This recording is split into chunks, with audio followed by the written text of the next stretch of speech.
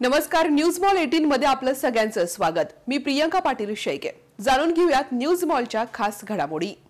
एकनिष्ठता काय हे निलेश लंके यांच्या कार्यकर्त्यांकडून शिकावी असं प्रत्येक जण म्हणतोय। कारण निलेश लंके यांचे समर्थक असणारे आणि निलेश लंके प्रतिष्ठानचे युवा कार्यकर्ते असणारे नितीन भांबळ यांनी असंच वेगळं काम केलंय। जोपर्यंत आपले नेते निवडून येत नाहीत, जोपर्यंत आपले नेते खासदारकीची शपथ घेत नाहीत, तोपर्यंत पायात चप्पल न घालण्याचा संकल्प धेरे येथील नितीन भांबळ यांनी केला होता। लोकसभा निवडणुकीत निलेश लंके हे विजयी व्हावेत यासाठी पायात चप्पल न घालण्याचा संकल्प धेरे येथील नितीन भांबळ या निलेश लंके प्रतिष्ठानच्या युवा कार्यकर्त्याने केला होता। मंगळवारी लंके यांनी संसदेमध्ये शपथ घेतल्यानंतर लंके यांच्या उपस्थितीत नवी दिल्ली या ठिकाणी महाराष्ट्र सदन येथे नितीनने पायात चप्पल घातली। सर्वसामान्य जनतेसाठी अहोरात्र झटणाऱ्या निलेश लंके यांनी आतापर्यंत हजारो गोरगरीब जनतेला मदतीचा हात दिला। कोरोना काळात खासदार निलेश लंके यांनी हजारो कोरोना बाधितांना मोफत उपचार दिलेत। सर्वसामान्यांचे आवाज संसदेत पोहोचण्यासाठी खासदार निलेश लंके यांच्या रूपाने त्यांना आपल्याला संसदेत पाठवण्याचा मानस